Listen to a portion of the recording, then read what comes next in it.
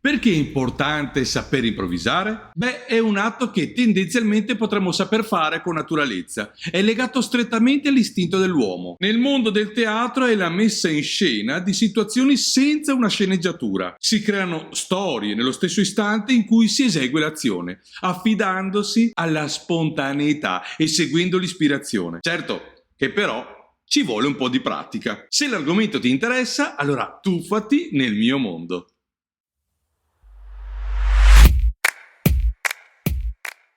Ciao, io sono Dandy Danno e insieme a Diva G siamo due comici visuali. In questo canale parliamo della comicità e affrontiamo e viviamo tutto il mondo che circonda la risata. Prima di cominciare ti voglio far sapere che se ti interessa approfondire e avvicinarti alle tecniche comiche, visita il nostro sito dove troverai i nostri webinar.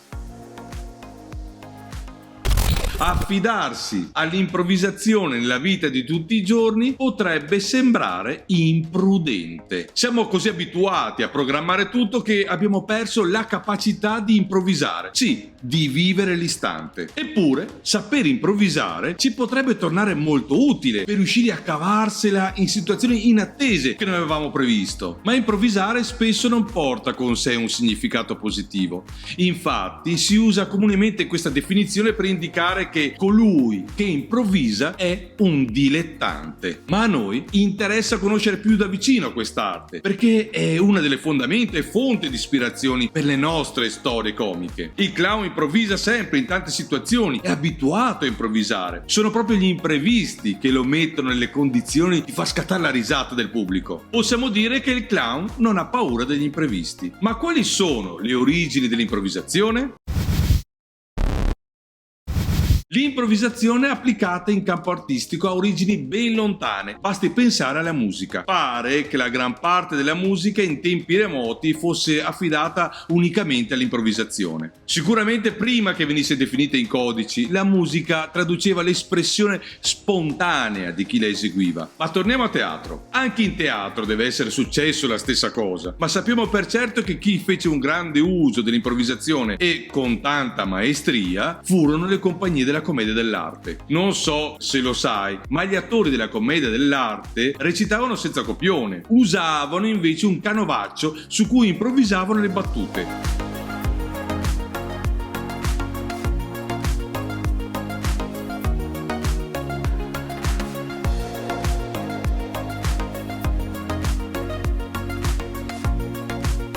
Ma al contrario di quanto si possa pensare, questi attori erano super preparati. Infatti la loro arte di improvvisare era ben collaudata. Avevano un bagaglio immenso di battute frutto della loro esperienza, che con grande disinvoltura usavano e a piacimento quando servivano. Davano perciò l'impressione che lo spettacolo fosse completamente inventato sul momento. Su uno schema preciso inserivano fatti e situazioni legate a quel momento storico, al luogo e ai personaggi della piazza in cui si esibivano. Il pubblico ignaro pensava che tutto fosse frutto di spontaneità, una genialità.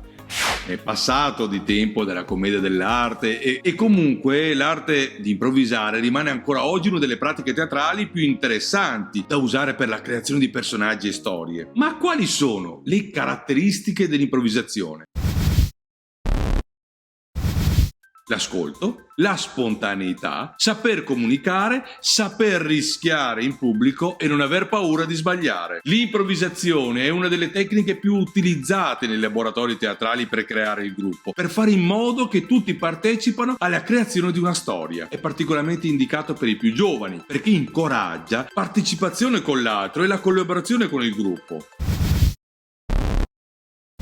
Per esempio, un esercizio che piace tanto ai bambini è quello del botta e risposta, anche se dobbiamo dire che funziona con tutti, piccoli e grandi. Uno di fronte all'altro si comincia a dire la prima parola che viene in mente, l'altro di fronte risponde. Si continua così fino a quando uno dei due non viene in mente nessun'altra parola. È una connessione continua l'un con l'altro. Sembra facile, ma provaci con qualcuno che è pronto a mettersi in gioco e fammelo sapere. Naturalmente ci sono una serie infinita di esercizi e anche più complessi, ma bisogna per forza iniziare delle cose elementari, perché non siamo più abituati a reagire con spontaneità.